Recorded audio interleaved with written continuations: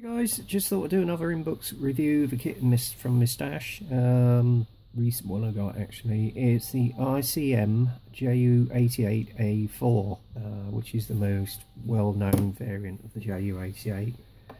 Specifically because it was used during the earlier part of the years of the Second World War, through the Blitzkrieg, obviously an invasion of Poland, the Blitzkrieg, Battle of Britain more notably, and also, oh excuse the ting, that's my mobile getting messages on Facebook. I should have turned it off, but hey, never mind. Getting a few of them. I think Brett's putting a few posts up on Facebook again. It's Brett Marquette from our high altitude scale modelling. I noticed that earlier, bless him. Anyway, getting back to my inbox review. It's one of the most famous German bombers of the Luftwaffe during the Second World War, alongside the Heinkel HE-111.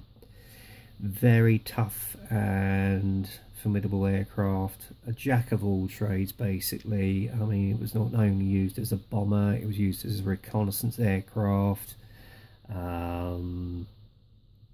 It was also used as a night fighter, as well as a flying bomb in the latter part of the wars with the Missiles, as if you've ever heard of them, whereby they had an aircraft like a Focke-Wulf 90 or Me-109 mounted on the top, and the front cockpit area was just one great big bomb, as it were, and it just flew into wherever it was aimed at.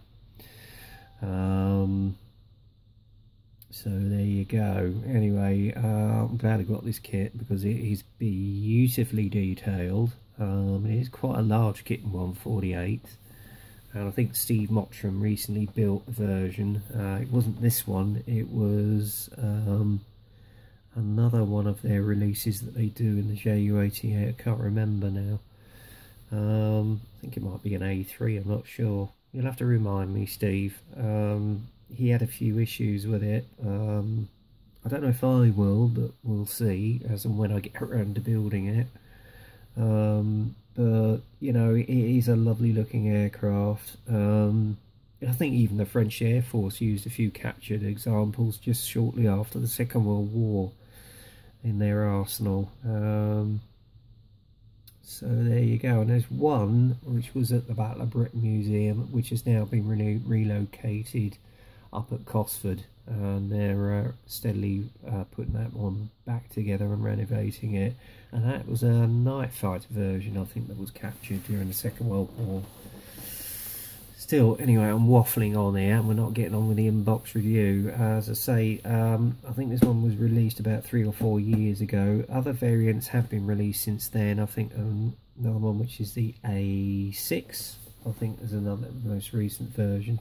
I'm sure if you look on Brett Marquette's channel, he's actually got an inbox review of it, so look that one up. Anyway, as you can see here, you've got a beautiful illustration of the aircraft in situ. It was one of the versions that was used in the Russian campaign in '41, and a lot of the kit is based on Russian-based aircraft during the Operation Barbarossa. So there you go. Without further ado, we'll get on with the review of the kit. The kit number on this one, incidentally, if you look on the box here, is 48233. That's 48233. Okay, so it's quite a large box, as you can see by the size of my hand here. On the upper side, you've got colour callouts there for one prime example, which I think is the version featured on the box.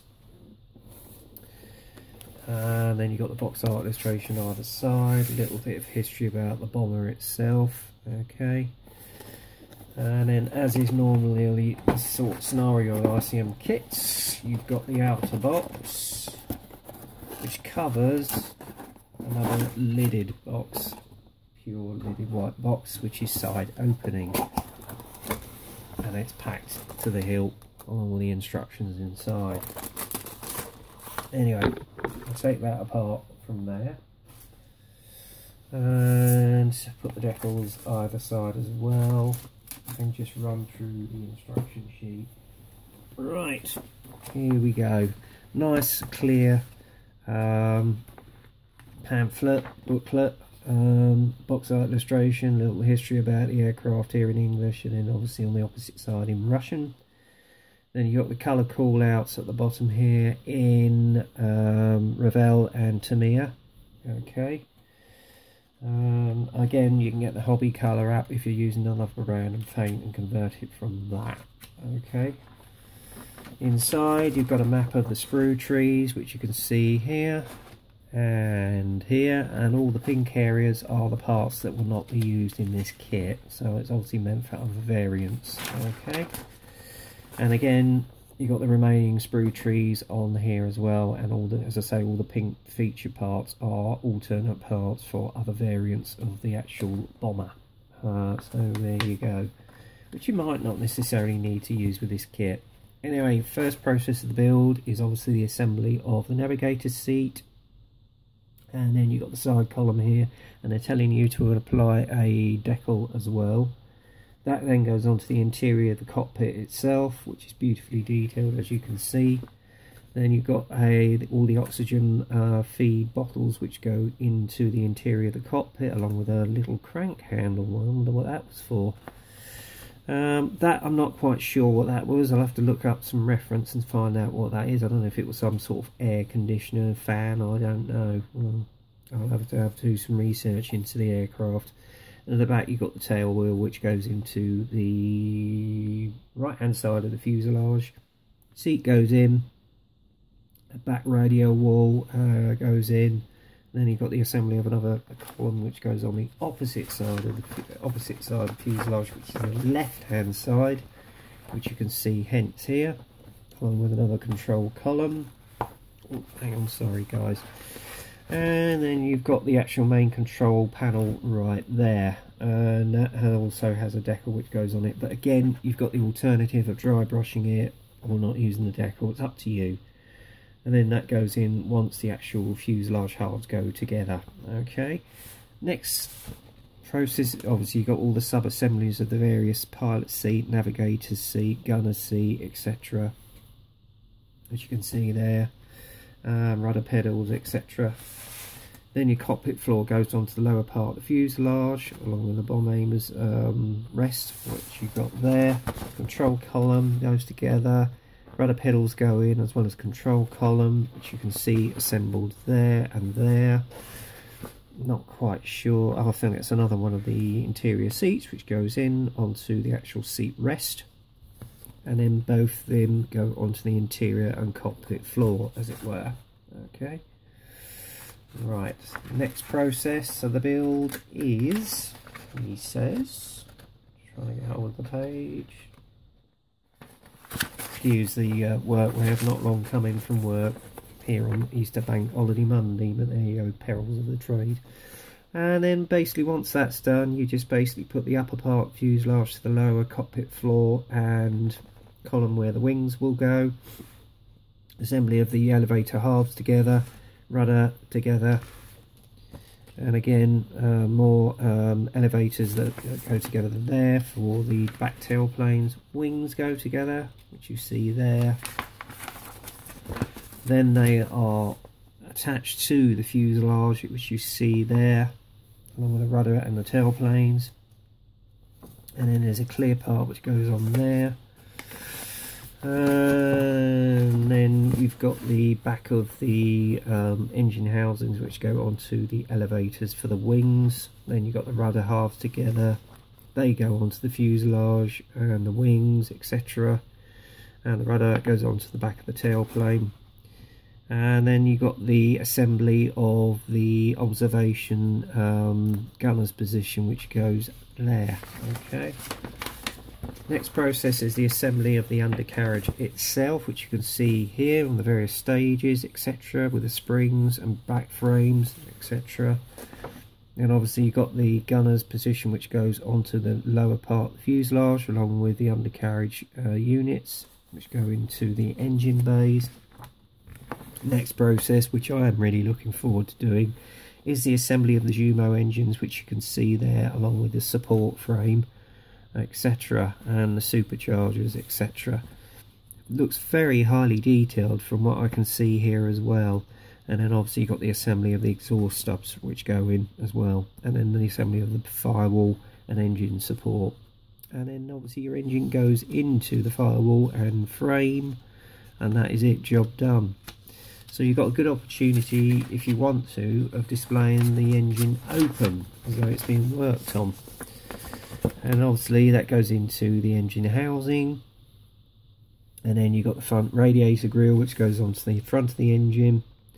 I'm not quite sure what this is, but never mind. And then the other half goes together as well, and then you've got the engine hatch there, so you've got the opportunity of having it open. And probably, if you do, get yourself a couple of bits of stretch sprue and pop them in there. And again, the same on the other side.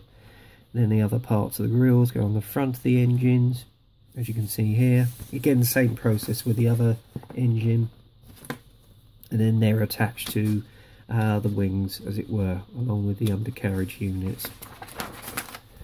Next process, depending on which version you're using, you've got the two front glazings which go onto there along with the bomb aiming. It looks like the actual bomb aiming sight. And again, obviously, if you're using the one with the actual machine gun, then that is positioned in as well. Then you've got the assembly of the propellers, which you can see there. It's also indicating on the back part of on the front part of the actual cockpit glazing where to put the MG gun. And obviously you got that one there, which is at the back of the actual observation part. Then your air brakes go on, and then you've got the bomb racks which go on as well. They're set, and then they go on to the inner part of the wing, which you see there, which is well known for it. And then you've got the assembly of the actual bombs themselves. Okay, then they're attached to the underwing bomb racks. And in the assembly of the main wheels, admittedly they're not weighted, so you might have to do a little bit of sanding and guesswork there, or alternately get some aftermarket wheels. And then obviously you've got the two back gear bay doors which go onto the tail wheel, and then the main undercarriage units as well.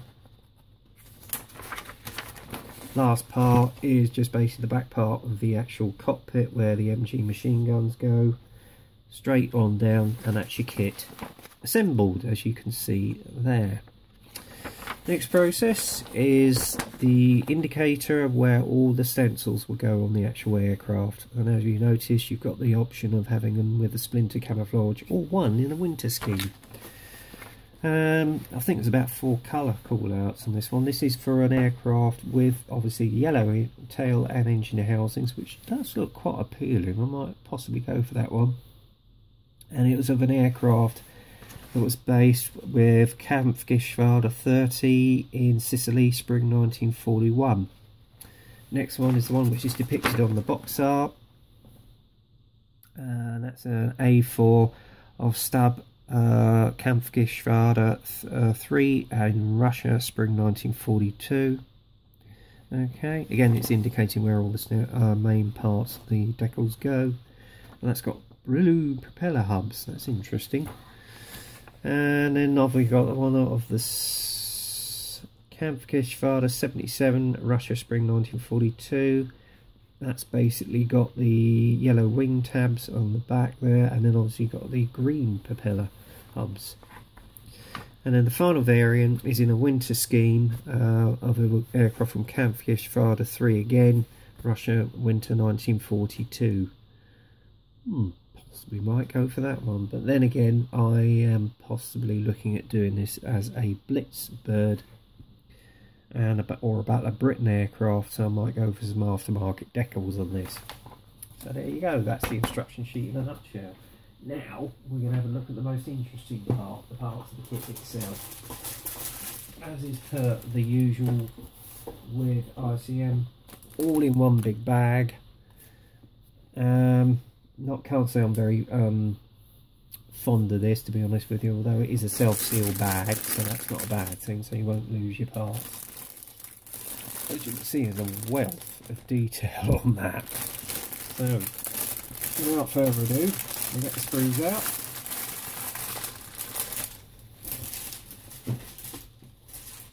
couple of loose parts, but I'll leave them in the bag there. First off, I think we'll go from the bottom and work our way up actually.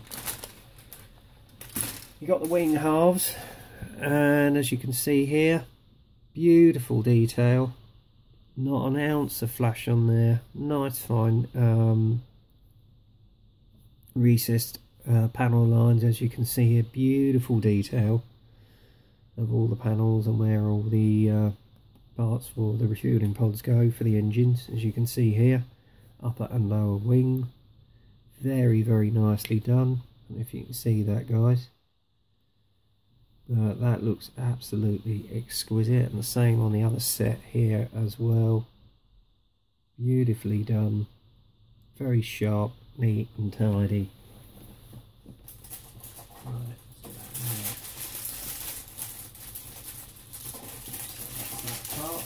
next one is on this sprue. You've got your elevators, as you can see here, beautiful detail again, nice crisp and clear. Parts of the engine frame, which you can see here, oh well, the undercarriage frame, which you can see here, nicely caught. I can imagine it's going to be a bit fiddly, but I'm sure it's quite strong when it's actually all put together. And then obviously you've got the elevators here, again nice recessed panel line detail, will really come up well in a wash. And then obviously you've got your undercarriage units there. Now there is the potential that you could possibly put some brake line cables in there, so there you go, if you want to add some more detail, and obviously parts of the magnetos etc for the engine. And this is one of the side columns, so if I can get it into shot, if it's gonna basically, there you go. Ooh, almost got it into focus, come on, there you go. Now look at that, isn't that gorgeous? Nice potential for dry brushing and basically detail painting there. Yeah, very nice indeed. And obviously you've got the cockpit seats here. Probably have to go and get some aftermarket seat belts for that. So yeah, that's that. But again, very nice. Next part is the engine itself, and as you can see here, look at the gorgeous detail on that Jumo engine. Absolutely exquisite. So I should imagine if you've got one of them opened up, that would look absolutely super. And then obviously you've got the bomb underneath, nice rivet detail on that as well. Bomb racks, other part of the engine, well the top part of the Jumo engine, which you can see there, engine frames, and other parts of the engine subframe there. So yeah, beautifully produced, and even the MG machine guns, if I can get, oops, a daisy, nearly get them into shot. Nice level of detail there, guys, absolutely exquisite, really nice indeed. Right, and then you've got the engine housings, and as I say, you've got the potential of opening them up and showing some of the engine detail in there if you want to. Again, lovely panel line detail on it, and I've noticed this actual sprue, all this plastic, is in a sort of a grey coffee colour, which is most unusual. And then obviously you've got the fan in there for the, well, I suppose air filter, I would imagine. Propeller blades, no flash on that at all. And then obviously you've got the two halves of the rudder there, nice detail on those as well.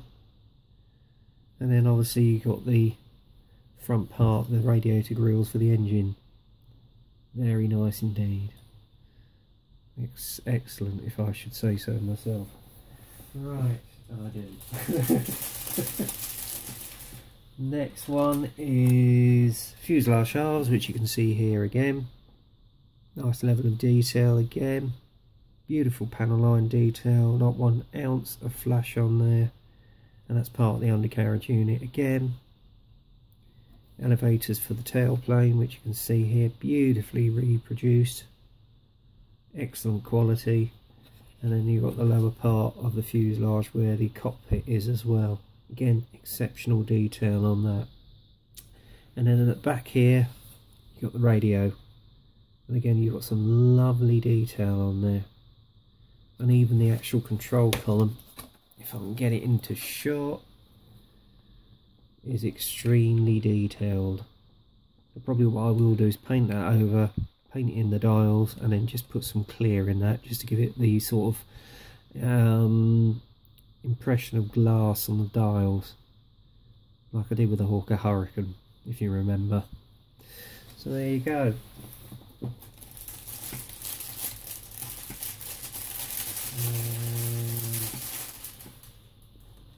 Another sprue with some of the engine housings again, as you can see here, and again you can show off the engine on the other side. And there's your wheel, again nice level of detail on the wheels themselves, although it's a shame they haven't actually got them weighted. And that's your propeller for another variant, so it's obviously depending on which variant you're going to build in this kit. And even the detail on the back firewall with the wires is absolutely exquisite, it really is, guys. And then obviously you've got the lower part of the cockpit floor here, and again the tail wheel, that is something that all comes in one piece, so you haven't got to worry about putting two halves together, and that is exquisite as well. So yeah, hats off to ICM for the level of detail they've got on their kits. Yeah, and even the air brakes on the back here are very nicely detailed as well, excellent quality. And then obviously you've got the radiator grills for the engines, which you can see there, if it's going to get into focus, which you can see there, guys, beautifully reproduced. It's a shame in one respect that you've got these injection mould marks on the interior of the undercarriage door bays, but again you can just sand them down and get rid of them, so it's not a problem really. Just needs a little bit of work on it, and that's it, job done. Okay.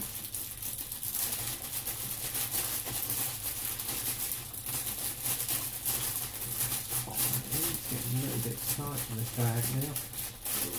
Come on. Sorry about the creasing, I'm just trying to get this sprue back in the bag, which is not proving that easy because it's splitting. Oops. Now, bear with me. Oh, that's it, got her in. And again, on the other set here, you got all the engine detail again. Let's take that across. So you can have a good old look at it, and then obviously you got the magneto here as well, which you can see with the old magneto fan. Again, beautiful level of detail on the engine, and even the exhausts. Well, you might have to drill them out because they're just ordinary flat faced. So yeah, you might need to do a little work on there. So there you go, nicely done though with those engines. I love them, they really are beautiful. There you go. Right, pop that back in the bag. Pieces.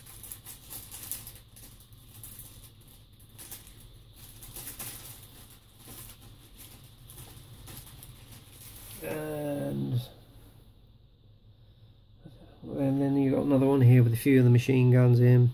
I don't know what these parts are, I'm not quite sure. I'll have to, as I say, do some research and get myself versed up on it.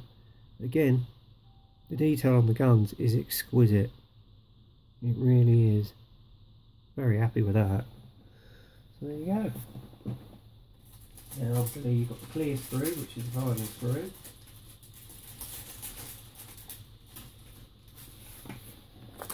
Again, a self-sealed bag. Again, lovely and clear, as you can see there.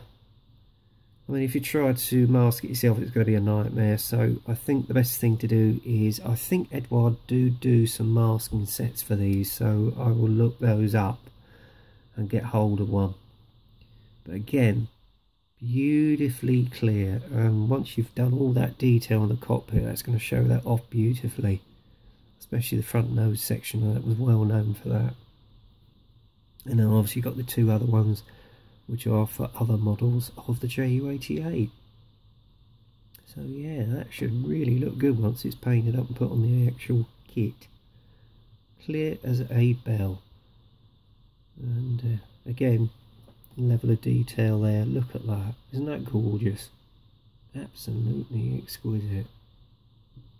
There you go.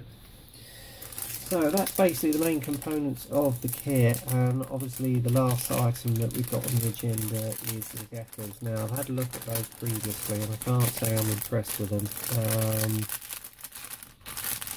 hence why I'm going to go for aftermarket Decals.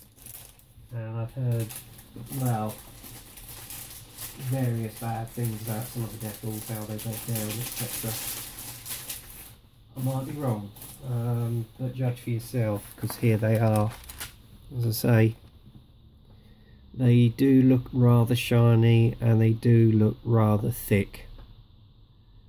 So I think they might be a bit of a nightmare to try and bed down. But we shall see. I mean, if any of you guys have had any experience with ICM Decals, just leave me a note in the comments column, because I haven't actually used their Decals before and I'm a bit dubious. So as I say, they are a little bit on the shiny side. So there you go. That, in a nutshell, is ICM's JU88 A4. Looks an absolute beauty of a kit. As I say, I've not actually built one yet. There's a few ICM kits in the stash. And apparently, supposedly, some of their aircraft are very good, including this one. As I say, leave your, if you've built any of these, just leave some comments in the column and I'll get a fair idea of how this kit is going to build up. But as I say, I'm glad I got it in my stash, because it's an iconic bomber of the Second World War. It was the most massively produced bomber of the Second World War, apart from the JU11, which I must admit I wouldn't mind getting hold of, because that would look good alongside this one. And I think they do the DO217 or DO225, I'm not sure. But looks a lovely subject all the same. I hope you enjoyed the inbox review. As I say, leave your comments in the comments column below. And that, guys, is just about it. So until the next time, get kit crazy, happy modelling, and I'll speak to you soon.